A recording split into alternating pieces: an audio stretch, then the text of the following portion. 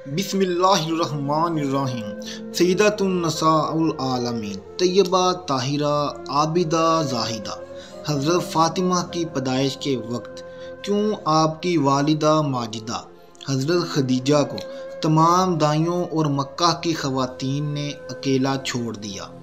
واضح حمل کے وقت کیوں قریش کی عورتوں نے حضور کے خاندان کا بائیکاٹ کیا؟ حضرت فاطمہ کی ولادت کے وقت مکہ کے سرداروں نے کیوں حضور اکرم صلی اللہ علیہ وآلہ وسلم کے گھر کا گھیراؤ کیا؟ ان سب حالات میں حضرت خدیجہ نے حضور اکرم صلی اللہ علیہ وآلہ وسلم کی لاڈلی فخر کائنات حضرت فاطمہ کو کیسے جنم دیا؟ ناظرین گرامی، حضرت خدیجہ مکہ کی ایک مشہور و معروف شخصیت تھیں۔ سیرت حلبیہ جلد نمبر 1 صفحہ نمبر 138 میں ہے کہ جب رسول اللہ صلی اللہ علیہ وآلہ وسلم ملک شام کے تجارتی سفر سے واپس مکہ پہنچے تو حضرت خدیجہ نے نبی مکرم صلی اللہ علیہ وآلہ وسلم کی خدمت میں ایک قاصد کو بھیجا اور آپ سے شادی کی خواہش ظاہر کی۔ بعض تاریخی کتابوں میں یہ بھی لکھا ہے کہ حضرت خدیجہ نے براہ راست پیغمبر اکرم سے شادی کی بات کی۔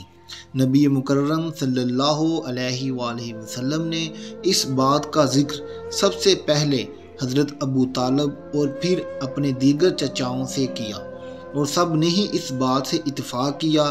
اس لیے آپ نے حضرت خدیجہ کے قاصد کو مثبت جواب دیا۔ نبی آخر الزمان صلی اللہ علیہ وآلہ وسلم اور حضرت خدیجہ کے نکاح کی تقریب حضرت خدیجہ کے گھر میں منعقد ہوئی۔ حضور اکرم صلی اللہ علیہ وآلہ وسلم اپنے چچا حضرت ابو طالب، حضرت حمزہ اور دیگر مخصوص رشتہ داروں کے ساتھ وقت مقررہ پر حضرت خدیجہ کے گھر تشریف لے گئے۔ وہاں حضرت خدیجہ کے رشتہ دار عمرو بن اسد اور ورقہ بن نوفل وغیرہ موجود تھے۔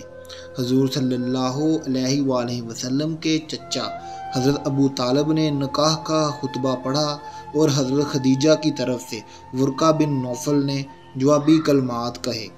ناظرین کرامی، حضرت خدیجہ مکہ کی امیر ترین اور بااثر شخصیات میں سے ایک تھی، لیکن جب آپ نے حضور اکرم صلی اللہ علیہ وآلہ وسلم سے نکاح فرمایا تو مکہ کی خواتین نے ان سے تعلقات منقطع کر دی اور کہنے لگیں خدیجہ نے ایک تنگ دست اور یتیم جوان سے شادی کر کے اپنی شخصیت گرا دی ہے۔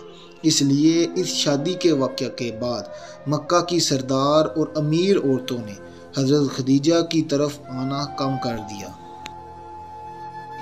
شب معراج کی رات جب حضور اکرم صلی اللہ علیہ وآلہ وسلم جنت سے گزرے تو حضرت جبرائیل علیہ السلام نے آپ صلی اللہ علیہ وآلہ وسلم کو درخت طوبہ کا میوہ پیش کیا۔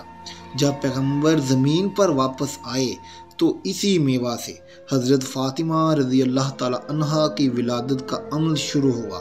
اگرچہ معراج مکہ کے آخری ایام میں ہوئی، لیکن مفسرین نے لکھا ہے کہ معراج بھی نبی مکرم صلی اللہ علیہ وآلہ وسلم کو کئی دفعہ ہوئی، جیسا کہ بہت سی احادیث میں ہمیں یہ ملتا ہے کہ نبی کریم صلی اللہ علیہ وآلہ وسلم اپنی لاڈلی حضرت فاطمہ کو بہت بوسے دیا کرتے تھے۔ ایک دن آپ کی زوجہ محترمہ حضرت عائشہ نے سوال کیا کہ آپ فاطمہ کو اتنا چومتے کیوں ہیں؟ تو نبی مکرم صلی اللہ علیہ وآلہ وسلم نے فرمایا، میں جب بھی فاطمہ کو بوسہ دیتا ہوں تو مجھے اس میں سے جنت کی خوشبو محسوس ہوتی ہے۔ اس حدیث کو امام بخاری، امام سیوطی اور امام طبری کے ساتھ ساتھ تقریباً تمام حدیث کتب میں بیان کیا گیا ہے۔ عظیم مولود نے پاک بہشتی میووں پر مشتمل غذا کے زیر اثر نبی آخر الزمان جیسے والد اور حضرت خدیجہ جیسے پرہیزگار والدہ سے 20 جمادی الثانی کو دنیا میں قدم رکھا۔ آپ سورۃ کوثر کی تفسیر بن کر آئیں کہ جس سے مخالفین کے تانے اور مذمتیں ناکام ہو گئے۔ چنانچہ پیدائش کا واقعہ امام طبری نے ذخائر العقبہ میں کچھ اس طرح نقل کیا ہے کہ جب سے نبی مکرم صلی اللہ علیہ وآلہ وسلم سے حضرت خدیجہ نے نکاح فرمایا تو مکہ کی تمام عورتیں آپ کے خلاف ہو گئیں اور کسی بھی موقع پر آپ کا ساتھ نہ دیتی تھیں۔ جب حضرت فاطمہ رضی اللہ تعالی عنہا کی پیدائش کا وقت شروع ہوا اور وضع حمل کا وقت قریب آیا تو قریش کی خواتین کو پیغام بھیجا گیا کہ وہ اس تکلیف دہ عمل میں مدد کے لیے حضرت خدیجہ کے پاس تشریف لائیں۔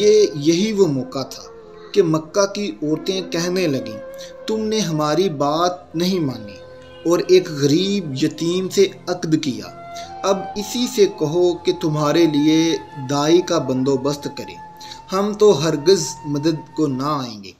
حضرت خدیجہ نے جب یہ سنا تو وہ بہت غمگین ہوئی۔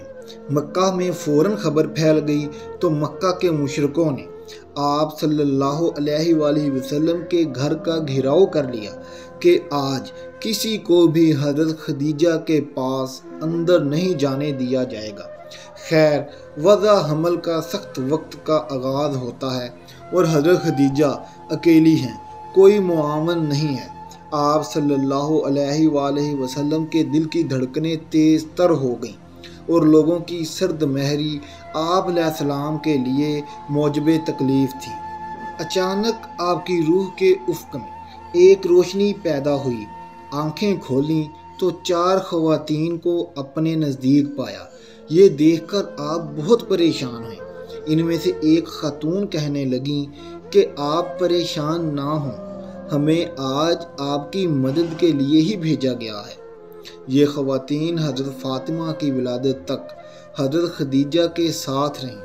حضرت فاطمہ رضی اللہ تعالی عنہا کی پیدائش کے بعد جب اس واقعے کا ذکر حضرت خدیجہ نے حضور اکرم صلی اللہ علیہ وآلہ وسلم سے کیا تو نبی مکرم صلی اللہ علیہ وآلہ وسلم نے فرمایا کہ وہ عورتیں فرعون کی بیوی آسیہ، مریم بنت عمران، سارہ، موسیٰ بن عمران کی بیٹی کلثوم تھیں۔